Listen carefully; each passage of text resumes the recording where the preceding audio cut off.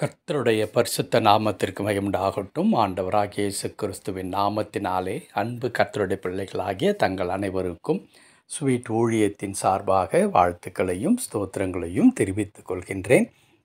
யோபுவின் புத்தகம் 42ஆம் அதிகாரம் 12வது வசனம். யோபு 42ஆம் அதிகாரம் வசனம் 12இன் முதற் பகுதி. கர்த்தர் யோபின் முன்னிலைமையை பார்க்கிலும் அவன் பின் நிலைமையை ஆசீர்வதித்தார். கர்த்தர் யோபின் முன்னிலைமையை பார்க்கிலும் அவன் பின் நிலைமையை ஆசீர்வதித்தார். என் அன்பு கடவுளுடைய பிள்ளைகளே, யோபுவின் வாழ்க்கை சரித்திரத்தை குறித்து நான் எடுத்து சொல்ல வேண்டிய அவசியமில்லை. ஏனென்றால் வேதத்தை அறிந்த எல்லாருக்கும் தெரியும் யோபுவினுடைய வாழ்க்கை எப்படி இருந்தது, இடையில் அவன் வாழ்க்கை என்னவாகிற்று, அதற்கு பிறகு அவன் எந்த எல்லை வரையிலும் அவனுடைய பிரச்சனை சென்றது என்பது நமக்கு நன்றாக தெரியும். தன்னுடைய சொந்த மனைவி, ஏன் இன்னும் உயிரோடு நீர் இருக்கிறீர், இன்னும் உடைய உத்தமத்தில் நிலைத்திருந்து என்ன லாபத்தை நீர் கண்டீர், ஆகையால் கடவுளை தூஷித்து உம்முடைய உயிரை நீர் விட்டுவிடும் என்று சொல்லுகின்ற அளவிற்கு அந்த குடும்பத்தில் ஒரு பெரிய சூறாவளியை பிசாசானவன் கொண்டு வருகின்றான். குடும்பமே சின்ன பின்னமாகிறது. பிள்ளைகள் மரித்து விடுகிறார்கள், இருந்த உடைமைகளெல்லாம் போய்விடுகிறது.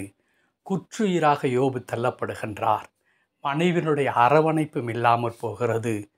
இதற்கெல்லாவற்றுக்கும் மேலாக தனக்கு அறிமுகமாகி இருந்ததான நண்பர்கள் வந்து மேலும் மேலும் தங்களுடைய வார்த்தைகளினாலே யோபுவை காயப்படுத்தி கொண்டே இருக்கிறார்கள்.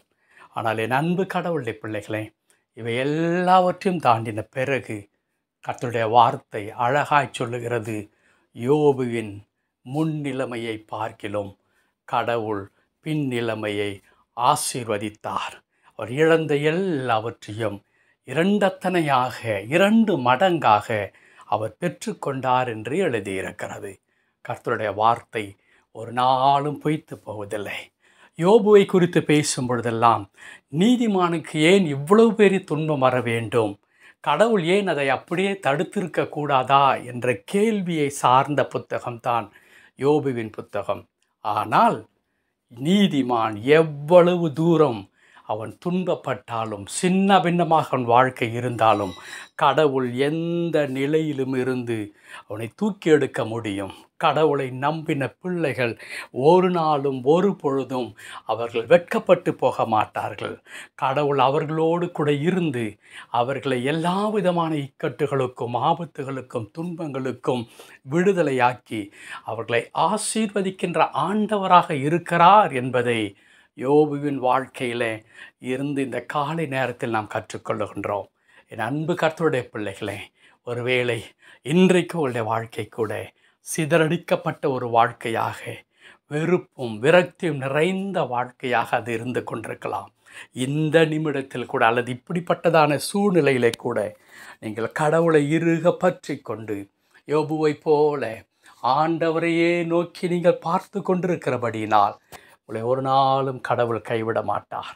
எல்லாமே முடிந்து விட்டது, எல்லாமே போய்விட்டது என்று சொல்லப்பட்டால் கூட இல்லாதவைகளை இருக்கிறவை போல் அழைக்கின்ற நம்முடைய அருமையான கடவுள் உங்கள் வாழ்க்கையில் ஒரு புதிய ஆரம்பத்தை தருவார். அந்த ஆரம்பம் உங்களுடைய முன்னிலைமையை காட்டிலும் அது பல மடங்கு மேன்மை உள்ளதாக, மகிமை நிறைந்ததாக, அது ஆசீர்வதிக்கப்பட்டதாக இருக்கும். ஆகையினால் அன்பு கர்த்தருடைய பிள்ளைகளே, சோர்ந்து போகாதீர்கள். யோபுவின் ஆண்டவர் நம்முடைய ஆண்டவராயிருக்கிறார்.